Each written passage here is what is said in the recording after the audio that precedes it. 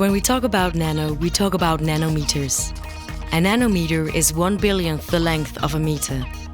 To get an idea of it, the size difference of a 1x1 nanometer cube at an eyeball is the same as the size difference between an eyeball and the whole Earth. Anders is a PhD student and is working in the field of nanomedicine and more specifically, drug delivery. It's important to realize that things at the nanoscale behave very differently from things at our scale. At our scale, an important force is gravity that keep our feet on the ground. But at the nanoscale, there are other forces that become more important. For example, hydrogen bonding or electrostatic forces. And here, gravity doesn't play an important part. It requires some imagination to understand how things behave at the nanoscale. And even though I've been studying nanotechnology for quite some years right now, it is still very difficult for me to grasp these nanoscale sizes.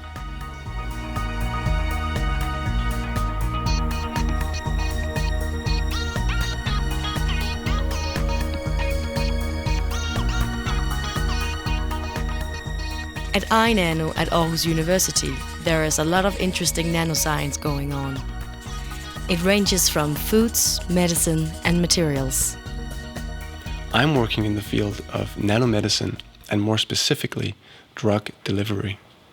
When we get sick, it's often because a subset of our cells either becomes infected or change in behavior. This is, for example, true for the devastating disease cancer, where one of our own cells changes in behavior and can become malignant. That means that it divides vigorously and produces tumors. In treatment, the conventional chemotherapeutic drugs are often associated with unwanted side effects, since they do not only affect the cancer cells, but also healthy cells.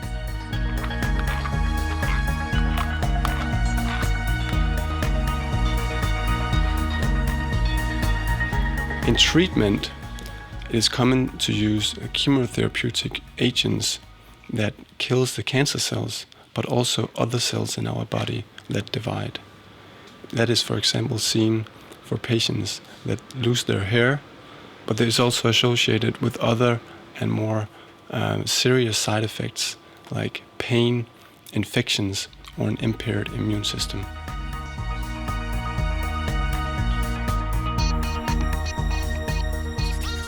Targeted drug delivery describes a new medical concept in which a therapeutic compound is transported around the body to reach its target site, for example, cancer cells, before taking action. To realize this, it requires some sophisticated drug design. A cancer tumor in the body will often have other molecules associated with it than the healthy cells. And if we can identify these molecules, we can produce or hopefully produce and design new drug devices that can identify these molecules and thereby deliver the drug only to cells that are malignant. And this would have many advantages over conventional chemotherapy.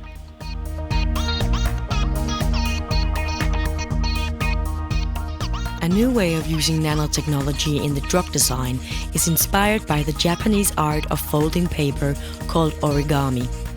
In this context, DNA origami.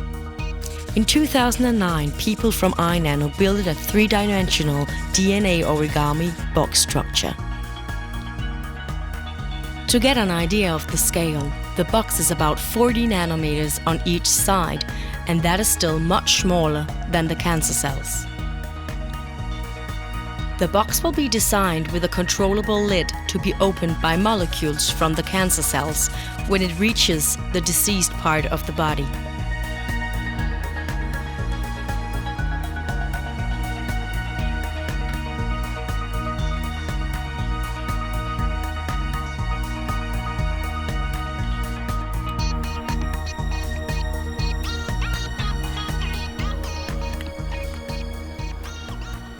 The building blocks we use to produce new drug delivery vehicles is DNA. And this might come as a surprise, since usually we know DNA as the storage of genetic information, which is found in all living organisms on this planet.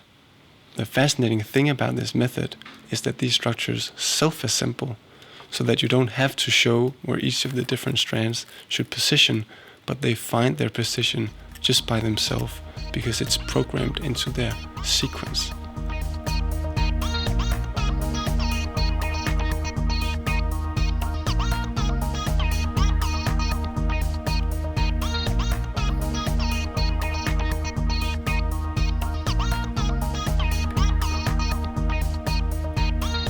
And the researchers showed that you can open the lid upon recognition of specific molecules that are found in abundance in cancer cells. This makes it possible to realize nanoscale devices that can identify sick from healthy cells and only cure the sick cells in that specific part of the body. It's important to notice that the box is not as big as the cancer cell on this picture. On this scale, the box will be too small to see and has therefore been enlarged. DNA origami structures have an exceptional potential for being used as a drug delivery vehicle. However, applications for DNA origami structures in therapy is not something we will see in the near future. Currently, the structures are still very expensive to produce in amounts for therapeutic purposes, and still a lot of the challenges must be addressed. Like all drugs, it will have to be thoroughly tested for safety before it could be used.